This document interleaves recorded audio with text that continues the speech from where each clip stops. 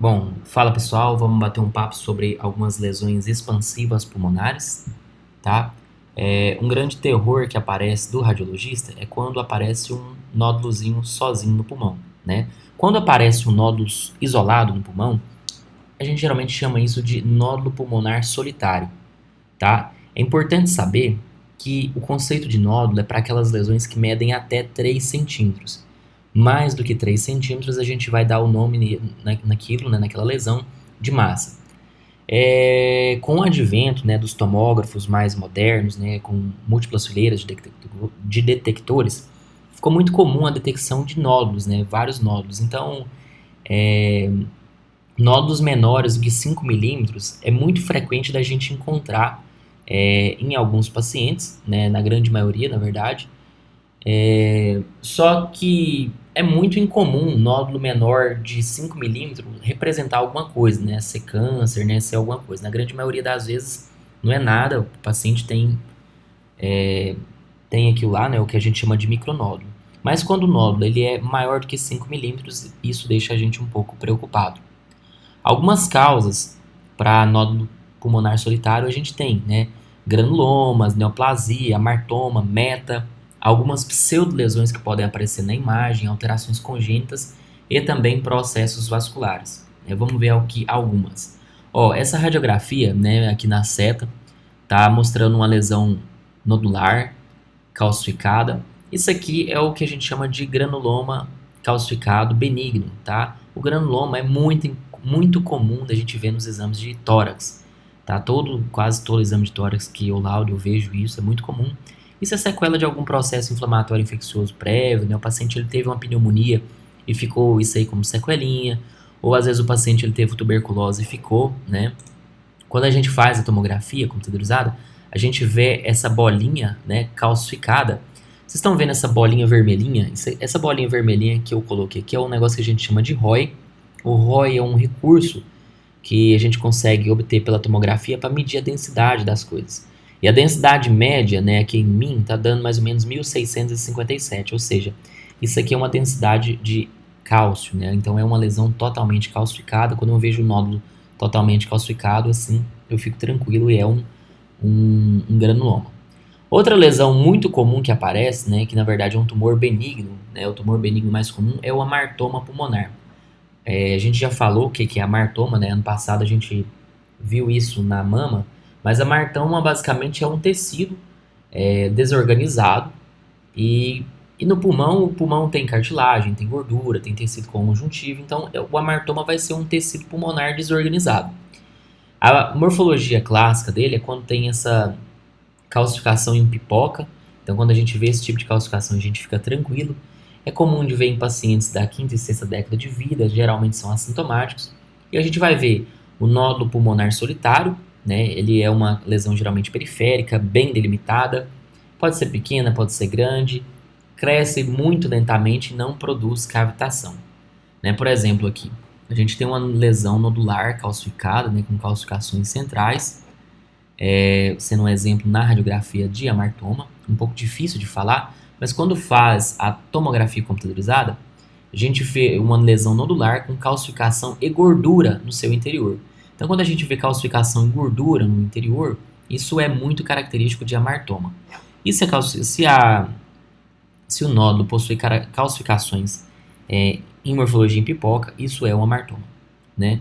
Outras lesões, elas podem confundir a gente como lesões neoplásicas. Por exemplo, aqui nessa radiografia de tórax, a gente observa esse nódulo pulmonar aqui, só que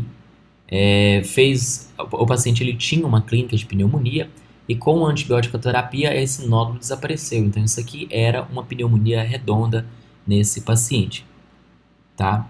Eventualmente pode aparecer o nódulo de contornos espiculados, né, um contorno aqui mais irregulares, né, você pode perceber que tem algumas espículas que vêm saindo. Quando a gente vê nódulo de contorno especulado, a gente fica um pouco mais preocupado, né, da possibilidade de ser uma lesão maligna.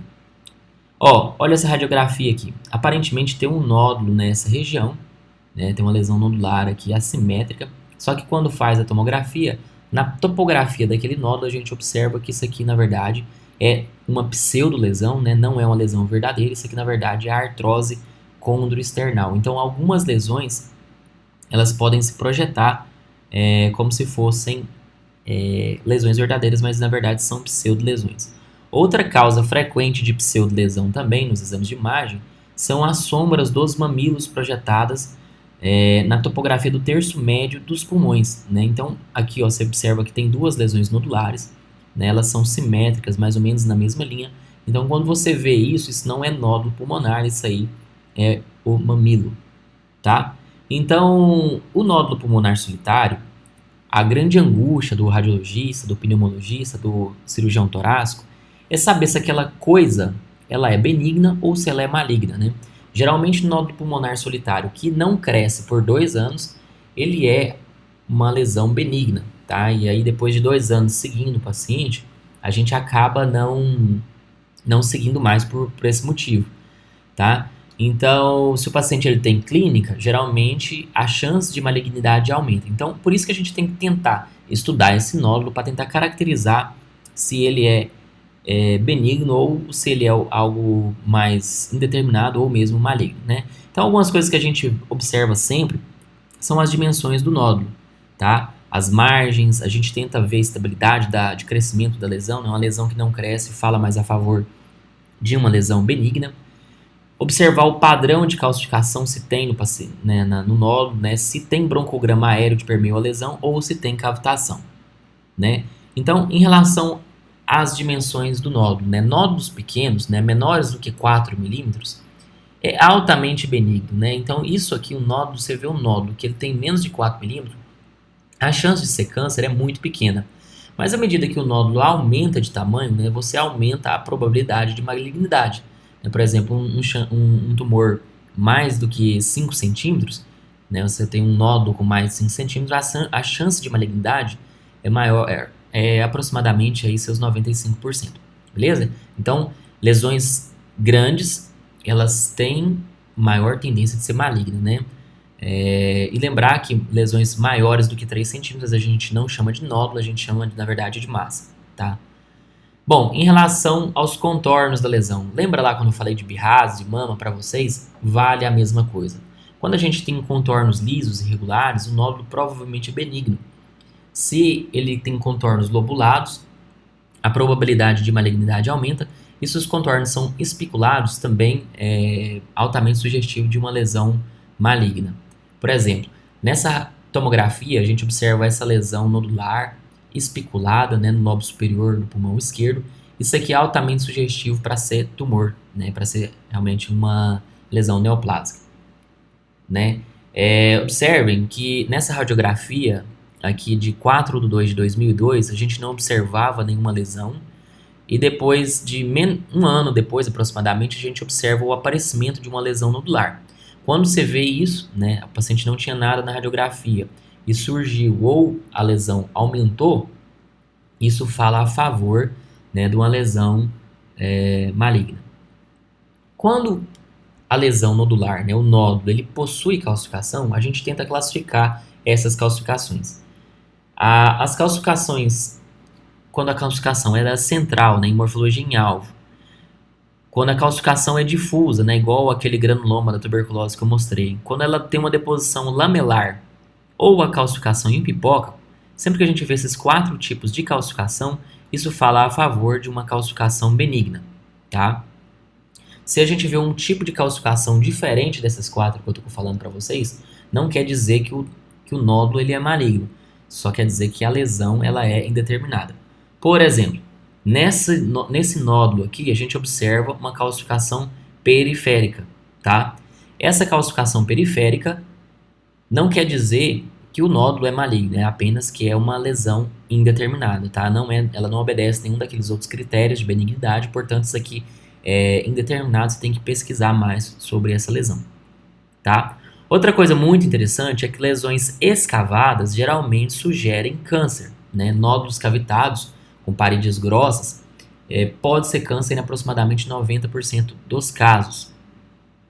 É mais raro a gente ver lesão maligna que tem as paredes finas, né? E geralmente lesões que têm paredes finas e têm menos do que 4 milímetros, elas são, na grande maioria das vezes, benignas. Então, para resumir, o câncer, ele geralmente que escava, né, escavação, ele é um marcador de malignidade.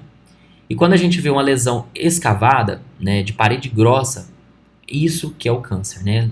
Se a parede é fina, isso dificilmente vai ser câncer. Então vamos observar aqui, nesse carcinoma escamoso cavitado no pulmão direito, a gente vê uma volumosa lesão expansiva, né, escavada nas paredes grossas, né, olha a espessura disso aqui. Então isso aqui é uma lesão maligna. Outra coisa, a gente vê essa massa nessa região aqui, essa lesão tem mais do que 3 centímetros, com uma certa escavaçãozinha aqui no meio dela, também sugerindo aí escavação. Quando a gente vê um nódulo pulmonar solitário, se a gente conseguir observar aquele broncograma aéreo no meio do nódulo, isso aí é uma característica indicativa de câncer. Até 30% dos nódulos malignos eles podem ter broncograma aéreo no meio da lesão e só 6% dos nódulos benignos. Então, broncograma aéreo no meio do nódulo, isso também é um marcador de malignidade, tá? Então, isso é uma lesão, é uma característica que deixa a gente um pouco preocupado. Em alguma das aulas passadas, eu discuti com vocês sobre como diferenciar a lesão pulmonar da lesão extrapulmonar, né? A gente geralmente olha os contornos da lesão, né, e o ângulo que a lesão forma com o pulmão. Por exemplo, essa lesão aqui, ela forma um ângulo obtuso aqui com o pulmão, né? Esse ângulo aqui é um ângulo obtuso. Então, isso aqui fala a favor de ser uma lesão extrapulmonar, tá? Agora, observem essa lesão aqui. Essa lesão nessa região, ela forma um ângulo agudo aqui com o pulmão. Então, isso aqui provavelmente é uma lesão que está no parênquima pulmonar, né? Então, provavelmente é uma lesão pulmonar.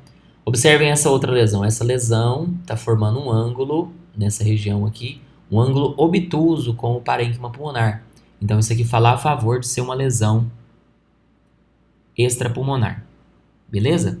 Lembrando, então, aquele conceito que eu falei para vocês, que massa é uma lesão bem circunscrita e maior do que 3 centímetros.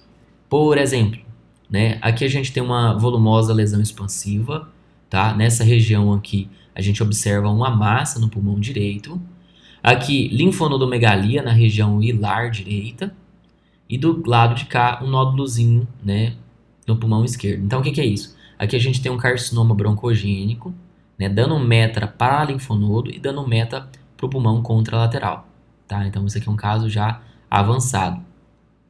Aqui também essa volumosa lesão expansiva, né, essa massa aqui no lobo inferior esquerdo. Nesse caso aqui, essa lesão expansiva era um criptococoma, né?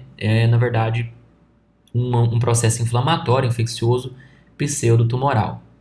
Aqui outra lesão bem grande, né? Tem mais do que 3 centímetros, também é uma massa, né? Aqui no caso, um carcinoma broncogênico de células escamosas.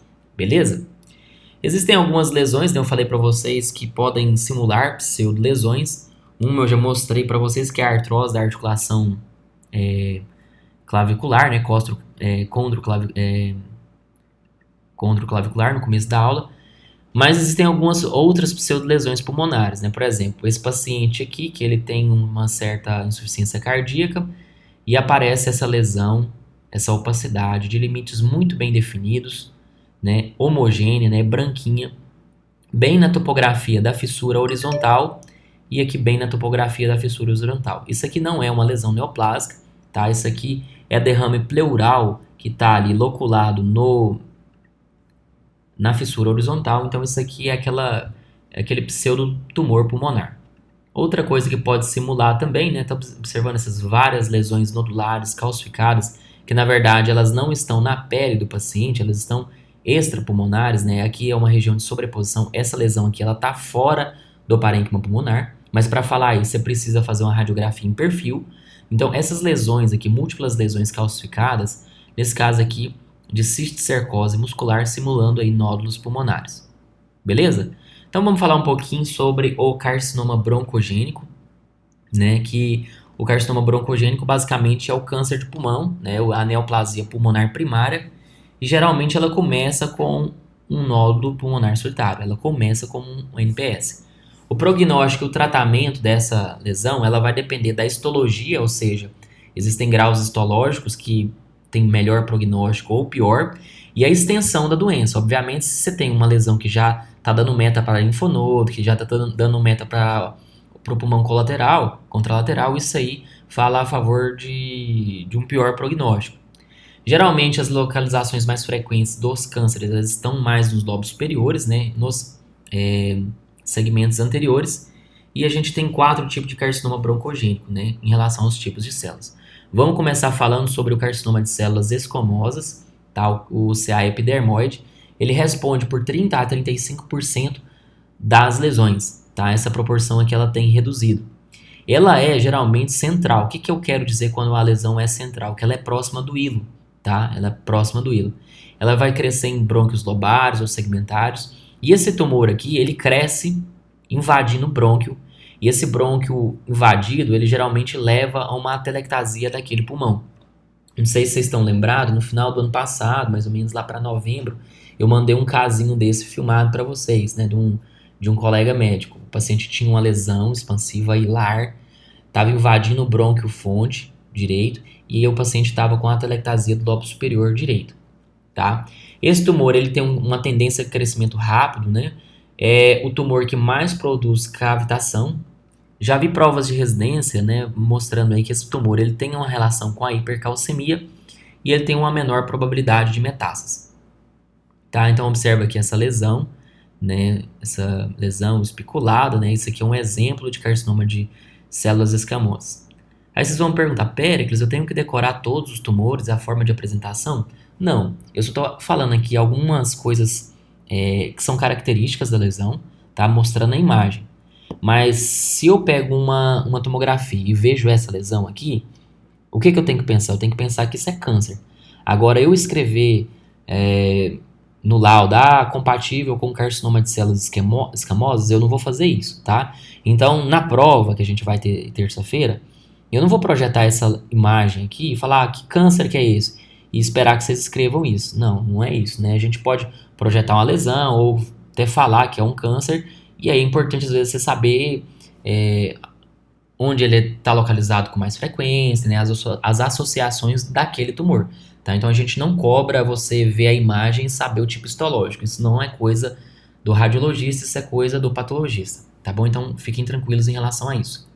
Outro tumor muito importante é o adenocarcinoma, né, incluindo aí a variante bronquioalveolar. Esse tumor hoje é o mais frequente, né, ele é de 30 a 35%. Esse aqui, ele possui uma localização mais periférica, geralmente, tá? Normalmente ele é solitário, exceto nos casos de carcinoma bronquioalveolar difuso, que ele pode se apresentar como uns múltiplos nódulos. Ele possui um crescimento lento. E outra coisa muito importante nesse tumor é isso aqui, ó. Ele geralmente não está associado ao tabagismo, tá? Igual o anterior, o carcinoma epidermoide, ele está muito associado ao tabagismo. Esse aqui não. Esse tumor aqui está relacionado à fibrose pulmonar, né? Aqueles pacientes que têm aquelas doenças fibrosantes do pulmão, né? Aquelas fibroses pulmonares idiopáticas, os pacientes acabam fazendo cicatrizes no pulmão. E o câncer, esse adenocarcinoma, ele geralmente começa naquelas cicatrizes. Então é um tumor que a gente fala de tumor de cicatriz. Então o adenocarcinoma, ele está mais relacionado à fibrose pulmonar e ele é geralmente um câncer mais periférico. Então observem aqui, esse câncer aqui está na periferia do pulmão. É um pouco diferente do carcinoma de células espinhosas que eu tinha mostrado anteriormente. Aquele outro tumor, ele tende a dar nessa região aqui, né, mais próximo do hilo. Já esse adenocarcinoma, ele dá mais na periferia. Então, a gente observa esse nódulo de contornos irregulares, com espículas, né? Parece que tem uma cavitaçãozinha aqui no meio. Então, isso aí tudo fala a favor de malignidade. Aqui, a gente tem um carcinoma bronquioalveolar, que é uma variante do adenocarcinoma, né? Se vocês forçar a barra junto comigo, vocês vão perceber que esse nódulo, ele tem um componente sólido e ele tem um componente em vidro fosco aqui na periferia, tá? Então isso aí fala a favor de nódulo maligno, né? Com esse sinal aqui que a gente chama de sinal do ovo frito, aqui a gema e aqui em volta a clara. Então quando a gente vê esse tipo de imagem, a gente pensa em lesão neoplásica. Outro tumor que a gente tem é o carcinoma de pequenas células, né? O old cell. Ele é responsável por 20 a 30%, ele geralmente é central. né? Tem linfadenopatia mediastinal, né? Pega muito o linfonodo. E outra coisa extremamente importante desse tumor é que ele está relacionado a síndromes paraneoplásicas, tá? É o tumor pulmonar mais associado a síndromes paraneoplásicas, né? Porque ele tem grânulos neurosecretores e esses grânulos eles levam à sintomatologia. Então, geralmente, o paciente ele descobre o tumor por causa da síndrome paraneoplásica, né? O paciente começa a fazer síndrome de Cushing, o paciente começa a ter aí um diabetes insípidos por uma produção inapropriada de hormônio antidiurético. Então, a clínica do paciente leva o paciente a buscar um médico e aí sim descobre o carcinoma broncogênico, né, de pequenas células.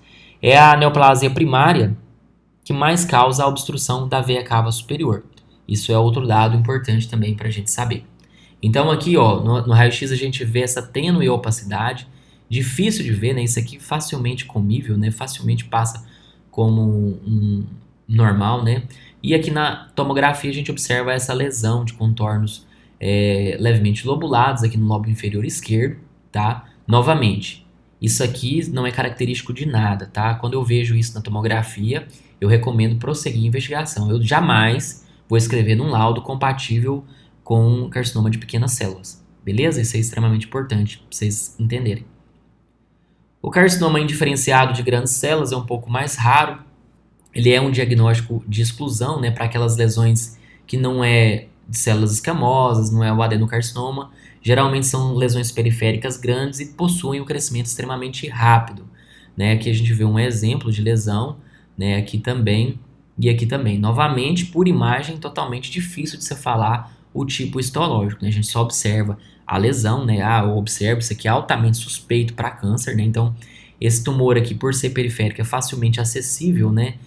Para o radiologista vir e no tomógrafo a gente fazer um procedimento e tirar, fazer uma biópsiazinha disso aqui. Então, mas não dá para falar pela tomografia o que é. Isso aqui a gente fez a histopatologia e aí sim o patologista falou o diagnóstico. Em relação às lesões associadas ao tabagismo, né? Quais são as mais associadas? O carcinoma epidermoide, o carcinoma indiferenciado de grandes células e o carcinoma de pequenas células. Lembrar que o tabagismo ele é responsável por 80 a 90% de todos os casos de pulmão, tá? E quanto mais cigarro, quanto mais tempo o cara fumou, a duração do tabagismo, maior o risco de desenvolver o carcinoma broncogênico. O pulmão ele dá meta, né? E ele é um lugar que recebe meta. Então, ele pode dar meta para fígado, dar meta para adrenal, dar meta para o cérebro, dar meta para osso, dar meta para rim. Na minha prática, né, a gente vê com muita frequência dar meta para fígado, adrenal e cérebro e osso. Tá? Então, assim, quando eu vejo uma lesão estranha no pulmão e a adrenal ela geralmente está comprometida, fígado comprometido, isso fala muito a favor de malignidade. Lá, quando eu trabalhava em São Paulo, acho que, cara, quase todo dia eu fazia controle de ressonância magnética de encéfalo de paciente que estava tratando pro câncer de pulmão, né? Lembrar que o câncer de pulmão, ele é o segundo mais frequente, mas é o que mais mata, tá? Então, isso é extremamente importante, é muito frequente na nossa prática, né? Então, a gente tem que estar aí sempre orientando os pacientes em relação a isso.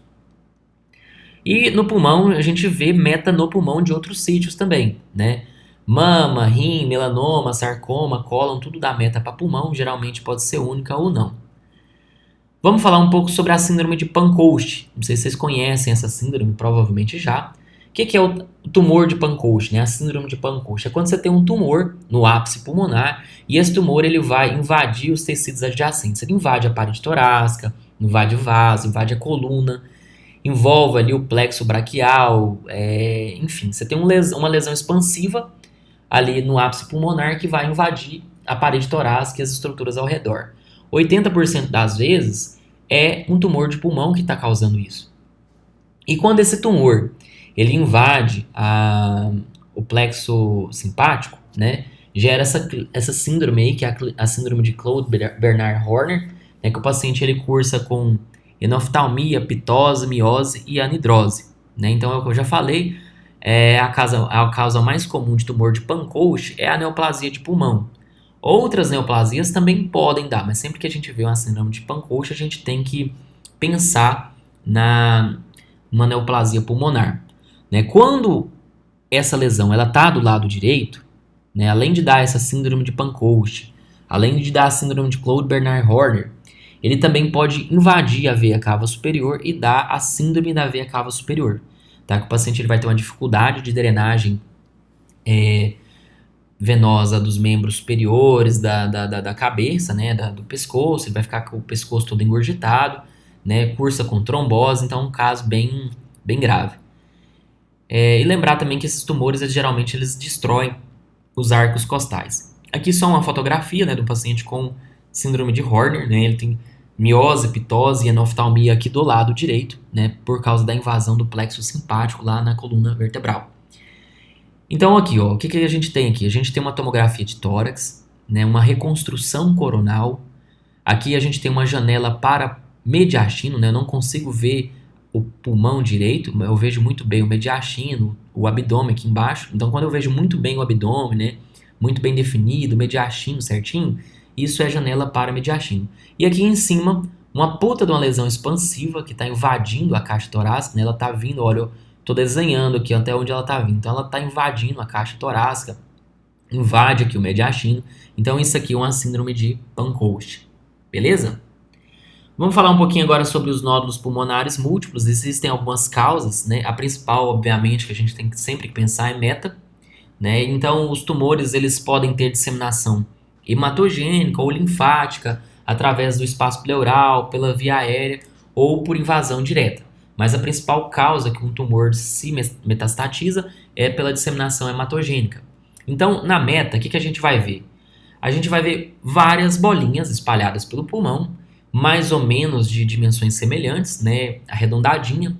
Ela pode variar um pouquinho o tamanho, mas não varia muito. Então, quando você vê várias bolas no pulmão de tamanhos mais ou menos semelhantes, você tem que pensar em meta, tá? Existem metas de crescimento rápido, meta calcificada, né? Isso aqui depois vocês leem aí. Isso não é importante assim, para a gente pensar aqui, mas pode ter meta de tudo quanto é jeito. E sempre que o paciente tem meta, né, ele tem uma metástase pulmonar, isso aí vai alterar o tratamento e o prognóstico do paciente. Lembrar que a tomografia ela é o melhor método para pesquisa de metástase pulmonar.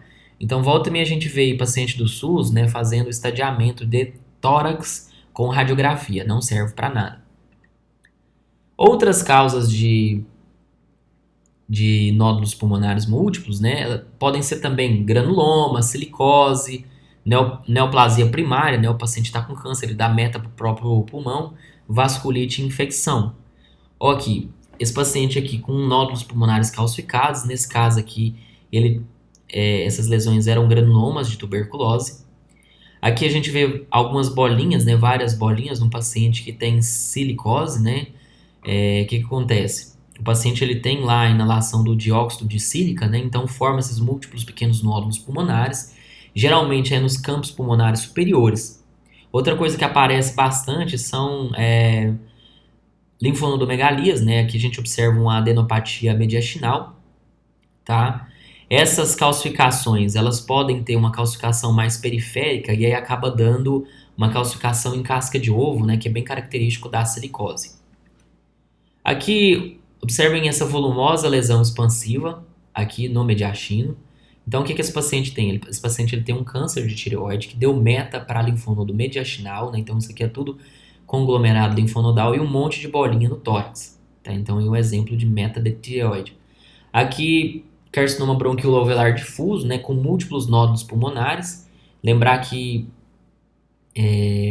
essa pode ser uma apresentação desse tumor, né? Começar aí como vários nódulos pulmonares, eu já tinha falado lá atrás. Aqui um exemplo de meta de neoplasia de cólon na radiografia. Então, basicamente, vocês vão ver várias bolas espalhadas pelo tórax, né? Aqui também metástase de cólon. Aqui meta de testículo, né? Você observa aí várias bolas espalhadas pelo parênquima. Lembrar uma coisa, pessoal. Essas metástases, então, elas são por disseminação hematogênica. E essas lesões, elas estão no interstício pulmonar. tá? Isso é extremamente importante de vocês saberem. Essas bolinhas, né, a meta ela não está preenchendo o alvéolo, ela está no interstício pulmonar, tá? Então ela vem ali pelo sangue e para o interstício. Aqui uma meta única, tá?